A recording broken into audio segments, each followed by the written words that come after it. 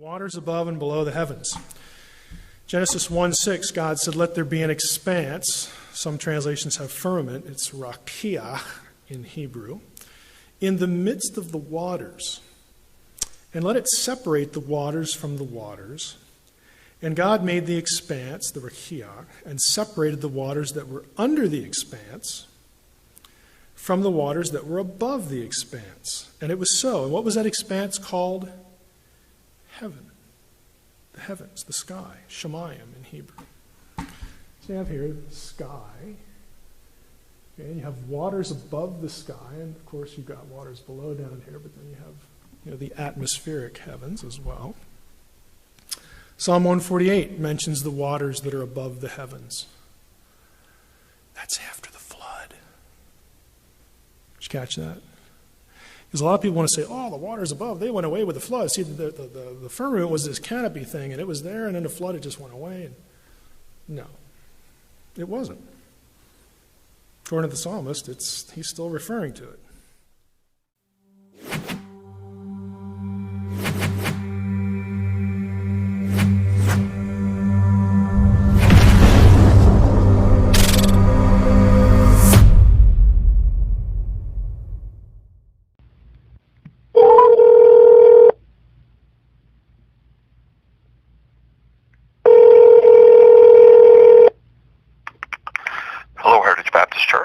Good afternoon. This is Nathaniel. How you doing?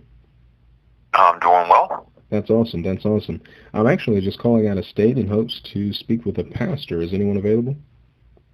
Yes, this is. Hey, pastor. How you doing?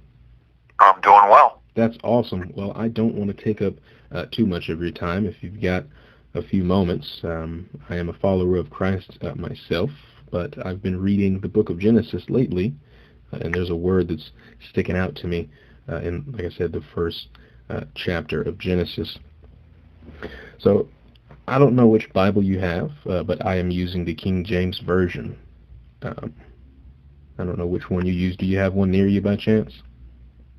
Yeah, I use the King James as well. Okay, great. We'll be. What's up? I mean, what's the purpose of your call, if I could ask? Yes, actually, I'm actually just calling. I felt that calling a pastor would be a better approach, just to get that personal thought and some light shed on the word firmament that I see in Genesis chapter 1, verse 6. It says, "And God said, let there be a firmament in the midst of the waters, and let it divide the waters from the waters."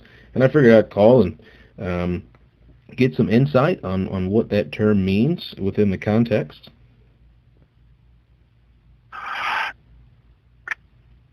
Yeah, so, well, I do believe in a literal six-day creation.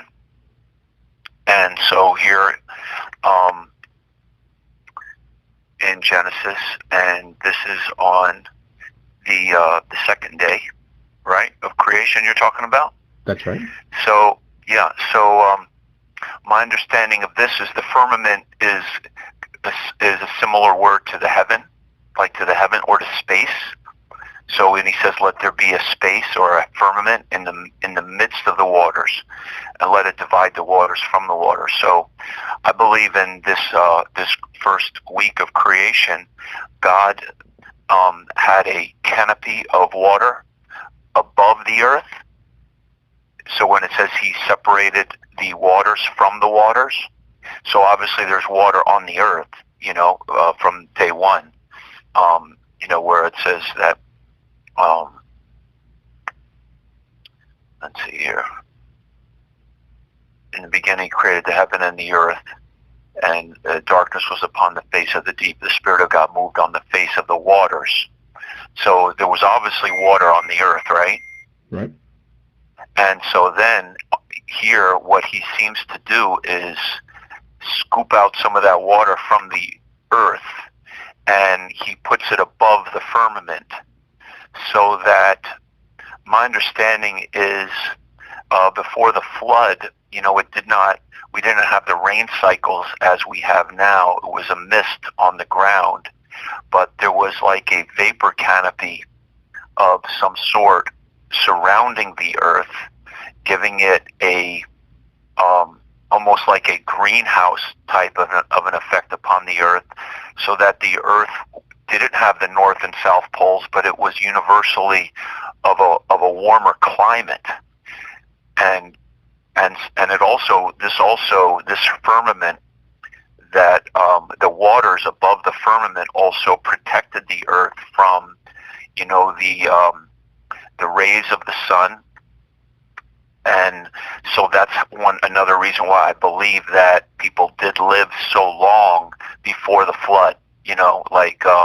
They lived, in the hundreds of years. Methuselah lived however many years, right? He's the oldest guy who ever lived, 800 something years, right? Right. So I think that's really what's going on here in Genesis chapter 1, where it says, "And God said, let there be a firmament, or a space, or a heaven in the midst of the waters. Let it divide the waters from the waters, so that there was water on the earth, there was water above the firmament, creating a water vapor canopy. And then God made the firmament and divided the waters which were under the firmament from the waters which were above the firmament, and it was so." So this is, and he called the firmament heaven. So this is the atmosphere around the earth, which is the first heaven. That would be what we would call the first heaven. The second heavens would probably, you could say, would be where all of the galaxies are, the stars and all the other, however many billions of galaxies. They say there's 100 billion galaxies, 100 billion stars in every galaxy, something like that. So that would be like the second heavens. And then the third heavens would be God's dwelling place, where Paul, it says, was caught up to the third heaven. So the heaven is speaking of space, but this is the heaven of our atmosphere. That's what God is creating on this second day. Okay. And you said you do take the Bible and the story of creation literally, correct? Oh, yeah, absolutely. Okay. Very similar to Answers in Genesis, if not right down the line with Answers in Genesis, Ken Ham. Interesting. Yeah. I hate to dwell on the firmament, I truly do. But would you say that the firmament, this water canopy, would you say that it's no longer there? And if it isn't, when would you say that it vanished? Oh, yeah. Well, so I would say that it's not there the way that it was, and that's what happened on the flood. Oh. Where it says in Genesis chapter 7 and verse 11, where it says, "The fountains of the great deep were broken up, and the windows of heaven were opened." So that vapor canopy, I believe, was unleashed upon the earth. Oh, so that's where all the water came from, essentially. Could be. And, do you know John Whitcomb? He's wrote a book called The Genesis Record with Henry Morris. They were really the founders, if you will, the modern-day founders of biblical creationism, to really have, good, strong scientific arguments, biblical scientific arguments for a literal six-day creation, which I strongly, strongly believe in. And, so they were kind of like, Ken Ham, in fact, worked with Henry Morris at the Institute of Creation Research. That's also a very good website, ICR, yeah. Institute of Creation Research. So Ken Ham kind of worked with Henry Morris, but John Whitcomb also with Dr. Morris. Dr. Whitcomb is still alive. I've heard him preach even recently. Very godly and sweet man of God. But nevertheless, they're the ones whom I heard give this vapor canopy position. And it makes a whole lot of sense to me. So this is what this would be pretty much coming from. This would be their points of view as well.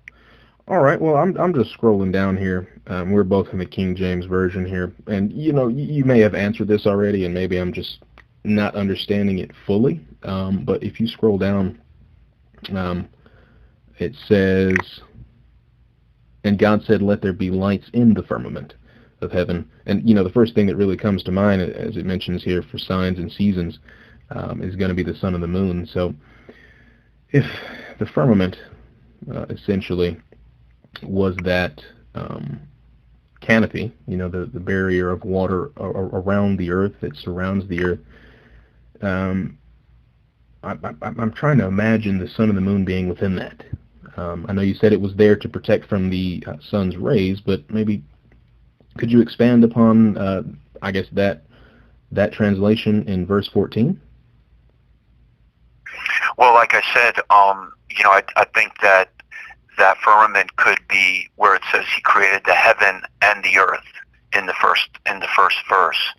So that firmament could be beyond, on the other side of that water canopy. Oh. Like I said, that there's the Bible even speaks of the third heaven, where Paul was caught into God's presence, mm-hmm. which I think is the presence of God. So I would say that this is talking about the skies or the heavens beyond that. We could say is the second heavens. I got you.